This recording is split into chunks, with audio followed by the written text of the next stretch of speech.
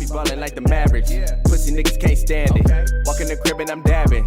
She wanna ride like Aladdin. You get hit with that Mac and it's tragic. Yeah, I walk on the drip with a bad bitch. Make the roof disappear like it's magic. I be calling the shots like the captain. On the wave in the air wanna catch it. Say you rap. What's up? Ell Wavy, Kent, Washington. You already know what's going on. It's my boy X Nihilo, my nigga Hype the Madman. Kent is home. I grew up here. This is my stomping ground. I know a lot of niggas that make music that are from Kent, but you know, they be claiming Seattle. I feel like people are like ashamed of Kent, but there's not really nothing to be ashamed of because it used to be lit here. This is where all the shit used to pop off. Kent used to be like, back in 2000, when I was a freshman in high school, 2011, Kent was so popping. That was like the move. Literally, everyone wanted to. That's where all the parties were. Everything was going down. The Kent school district was so popping. All the schools, all high schools was lit. Like niggas don't remember that part of Kent, but I do because I grew up here. You feel me? Now Kent is like it's all watered down and shit. You still got, you know, people kicking in and doing whatever, but I just feel like it's kind of watered down from what it used to be. I know it's gentrified because there's a Trader Joe's now. Bro, time flies. I remember when all Kent used to look completely different. I remember when Kent used to have the TLC. I don't even think niggas remember that shit. The skate rink, yeah. That shit used to be the spot. The spot. That was the place. I'm telling you. And then I don't know why they shut it down. I think it was because too many fights or whatever. Shit, I started making music when I was like 7th grade. That was when I first posted like my first rap video I ever posted. I was in like 7th grade. And I've been doing it since then. Just on the side though, not really taking it seriously. Just thought it was fun because I just like to do it. And at that time, nobody rapped. Nobody made music back then. And then I feel like nowadays everybody makes music. When was 7th grade? Like, I was 2008. 2008. Yeah, but you can make 2008. When I started dropping my videos on Facebook. And that's the thing, you can go on my Facebook and go to my videos and they're still up. Damn. They're still up. 5, 10, 6 years ago, I get the memories on my phone. You know how on Facebook it says, on this day, I'll get videos of me rapping when I was hella young. And the flow is still nice back then. That's the crazy thing. It's all good, they're gonna see. I don't like to talk a lot, I just let my work speak for it, you feel me? I feel like I'm an outcast in Kent. Like a lot of niggas know who I am, but a lot of niggas don't fuck with me, you feel me? And I don't know why, you feel me? You could ask a lot of niggas why they don't fuck with me and I guarantee you they wouldn't be able to give you a straight reason as to why. And that's just that hate and shit, you feel me? And I ain't even got no real enemies like that. I don't got no enemies, I don't got nobody I got hate towards like that. Niggas is just, I don't know. I always thought, nigga, we could build together. I'm trying to build up the people around me, you feel me? If you got good energy and you're fucking with me, I'ma fuck with you. I'm a real ass human being, bro. I don't give a fuck about none of this clout, none of that shit. This shit is bigger than music to me. I love making music and shit, but that shit does not define me. Don't get that shit twisted. Music does not define me and my mission and what I'm trying to accomplish. Yeah, I got a goal I'm trying to accomplish. I'm trying to, you feel me? I'm trying to give back, you feel me? They closed down when did they close down TLC? 5th grade? We need to bring that shit back so our kids can enjoy that shit, you feel me? I'm trying to do that shit for my kids so they can experience the shit that I experienced, you know? It's my nigga, Keto. You already know. What's your Twitter? base_kill. You already know what the fuck is going on. Tapping with my nigga. That shit make me laugh when people say my music is trash and shit, cause I just be like, nigga, you don't even make music. And then you got these bitches, you feel me? They be talking all that shit about niggas that's over here, you know, doing what they do. And I can understand, cause you know, there's some niggas out there that really aren't on their shit. You know, there's some niggas that really out here making a bad name for people that make music. You feel me? And that's another thing that goes with, since everyone makes music now, I feel like people are less inclined to want to support you and fuck with your shit because everyone does it. Like all you gotta do is just record some shit and drop it on SoundCloud and boom, you're a rapper, you feel me? Back in 2008, not everybody was doing that shit. I used to record this shit on Audacity on my school laptop. That's really how it started, and I just kept it from there. And you know, the more people I met, you know, the more access I got to things like a studio, or you know, people that make beats, people that know how to mix and master, and that's just all along the way. And that was, you know, 10 years ago when that shit was happening. So now I've gotten to the point where I've established my connections, I got a good following, I got solid people around me, and I think now it's just only a matter of time. Rappers, they don't really have a clear understanding of what a real friend is, you feel me? And I know what a real ass friend is, and I feel like people think I'm, you know, bitter because of how I move and, you know, the way I see shit, but I see shit for what it really is, you feel me? And you can do everything for a person, they can still turn around and talk shit about you behind your back. And you feel me? Every nigga that's right here in this video right now, I know I can trust him 100%. If I left $2,000 in a room and I left for a year and came back, there'd be $2,000. But you feel me? It's that simple. I don't have to worry about that. You feel me? I trust my niggas 100%. And that's the most important thing to me is trust, you feel me? Cause you know, you can know someone for years, you feel me? They can be fake the whole time. But then you can meet the person from day one. You know, they've been cool, they solid, you feel me? Yeah. And those are the people, I'd rather take the motherfucker who's been day one for me from the jump, who's been solid, than a nigga that I know is 10 years who's been wishy-washy, you feel me? Yeah. I'd much rather take someone that has proven to me through their actions, because a lot of motherfuckers that are your good friends are the motherfuckers you meet along the way. So I got a lot of my homies though from way back, like all my homies are from way back, but I've definitely met a couple good people along the way, you know, in this music shit and just on social media and just being out and about. I'm about to drop a project June 3rd on my birthday, and then shit, Saturday I'm opening it up for Lil Mosey, his after party at the club. At a certain point of fame and shit, the world becomes dangerous, you know? Niggas is really out here trying to get you feel me? Regardless, you know, he's only a 16-year-old kid, you feel me? Niggas over here robbing him at gunpoint for his chain, you feel me? Regardless. That's the shit that blows my mind, and niggas want to say, oh, how come you don't put on niggas from your own city? And it's just like, niggas from your own city is really trying to rob you. Not protect you. And not protect you. It's like, nigga, that should be the exact opposite, you feel me? And that's just stemming off of what you said. You know, someone's gonna know you all this time and they're not gonna share your music because they already know you feel me? And then they see you blow up and they wasn't sharing your music to begin with. So what do you think, how they're feeling now that they see you doing better after they didn't even need your support to get to where they're at? You know, that's that animosity, that hate, that envy, you feel me? And that shit can be deadly. A lot of these rappers die in their home state, their home city, you feel me? Nipsey Hussle, XXX, all them Chinks drugs, got shot in the head in New York driving through. Like, that shit is real. That's why you gotta watch who you keep around you. You wanna keep genuine people, because nigga, you only got one life. You don't wanna be snuffed out by no hating ass nigga that knew you and didn't fuck with you. Before, I didn't know. A lot of shit, 2 years ago, bro, my life was completely different than it was now, you feel me? 2 years ago, I had a whole bunch of niggas around me that I thought were my friend, and then some shit happened and true colors really show. And that's why I got these niggas right here with me right now.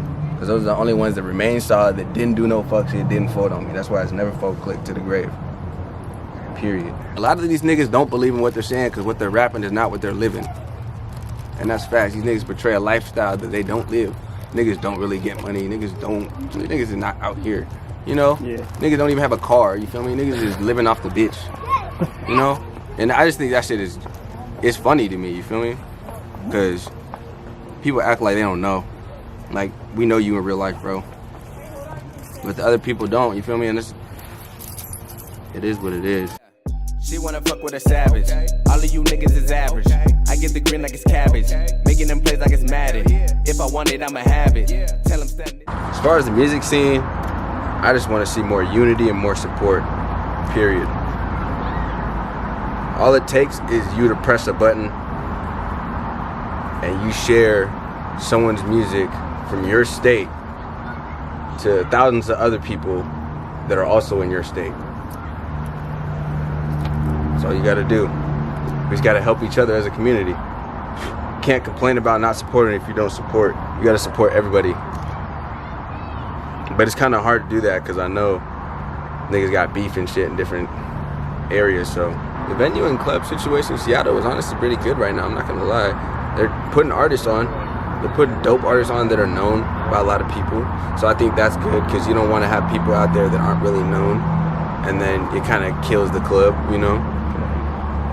But if you're talking like in terms of music, I think they need to play shit that is not so fucking old, because I be hearing the same shit every time I go to the club. Like, they need to play some more like relevant shit, because I've been to the clubs in Portland, you feel me, and that shit was lit. That shit was lit, I'm not gonna lie. They played some good music. They were playing Nipsey Hussle in the club in Portland. I was like, wow, Seattle, we gotta do better. A lot of artists influenced my style. I gotta shout out Wiz Khalifa, A$AP Rocky, Dom Kennedy.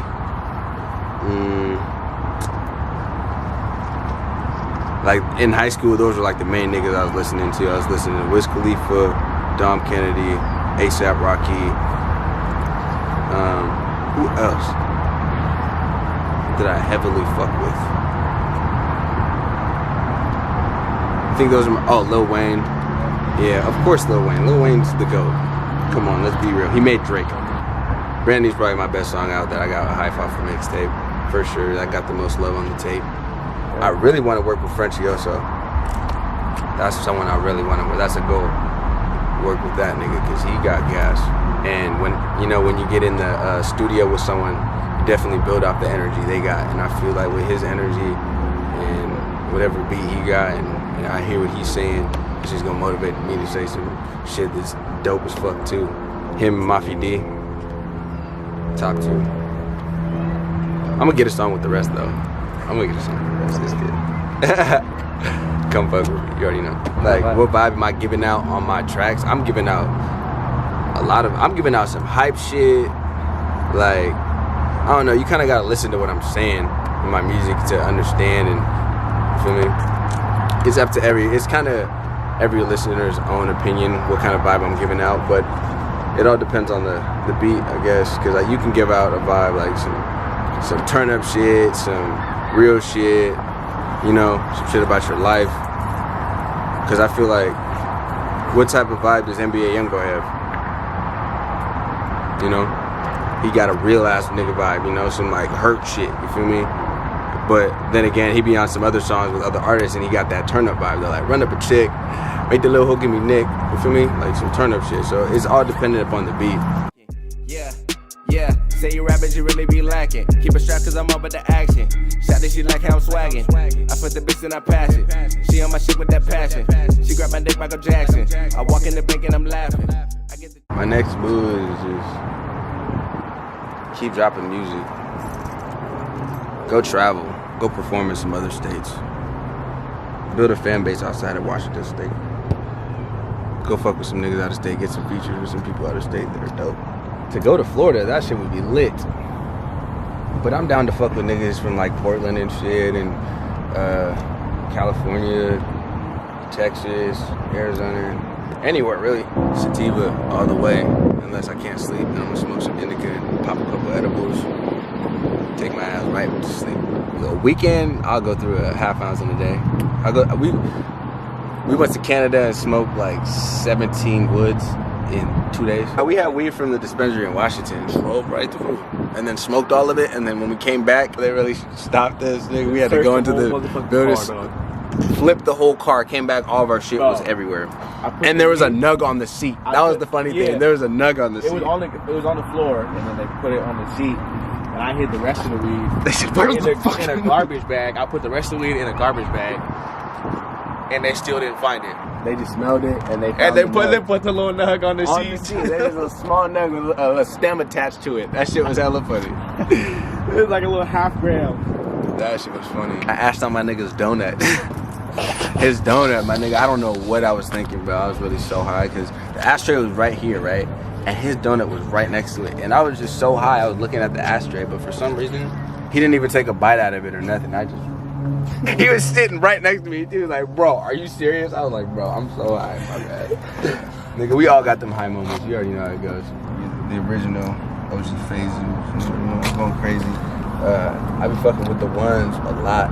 I fuck with the 12s, 4s, the 6s, the 8s, the 9s are hard too. Foams go dumb. Yeezys are cool. I'm not gonna go out of my way to cop some Yeezys. I fuck with Supreme, Bape, Nike. I get the drip from my dad, bitch. My dad be dressing like a motherfucking king, you feel me? And I remember this one time I was hella young, and I came out my room to go out to school. He was like, what are you wearing? Because I remember exactly what I was wearing too. I had a pair on of the mid Air Force Ones, some camo pants, and a yellow turtleneck. And he said, no, go back upstairs. He picked me out of outfit. And ever since then, I just let him pick out my outfits when I was a little kid. I was like, what do you think looks good? What do you think looks good? I always came to him, tried to ask what he thought looked the best. And I just wear it. And then, for me, that's how I got my sense of style. Because when I was younger, my dad gassed me. Stunned like my daddy, dead ass. So, write my songs. I base my songs off of freestyles, honestly. I'll just hear a beat and just say whatever, and I'm like, ooh, that was kind of hot. And write down whatever I remember, just keep going with the flow. And then when I get in the studio, you feel me, I drink hella water before I go to the studio. I don't know if I'm the only person who does that, because I like to, you know, I like to practice my shit and I be in the car like rapping my shit. I rap my shit all the time too, so when I get in the studio, it's just second nature. Instagram, Ell Wavy, Snapchat, Ell Wavy, Twitter, Wavy L, SoundCloud, Ell Wavy, Spotify, iTunes, Ell Wavy. Just look me up on social media and just type in Ell Wavy. You'll find me. Went crazy. June 3rd. I can't let these hoes fuck up my plans. Say they love you to fuck on your mans. Wavy, I'll make it straight out the land. Rockin' wild like I'm part of the clan. I need that money in cash. I had to run up a bag. Run up on me, you get flagged. Need a Mozzie, can't fuck with a jag. Yeah, need a Mozzie, can't fuck with a jag. Niggas hate cause they coming up last. Know some niggas that run up and blast. Yo, it's your boy Miss High Definition, aka Henry 100K. We live and direct with Hip Hop Seattle. Little Honey Dippin', got Hip Hop Seattle, tune in, tap in. Count Naughty, Hip Hop Seattle, #1 place for music in Washington. Videos, we got podcasts, interviews, live coverage on everything behind the scenes, all that. You need questions answered, DM me. I will ask those dirty questions, I promise you. Artists, producers, hit us up, we got you. Just send an email, hit the DM if you need some promo on your album, you need some attention, man, hit us up, we got you, man. We're on Apple Podcasts, Spotify, YouTube. Just tap in, Hip Hop Seattle. Tap into all of our Instagrams. We definitely have all the content ready for you guys.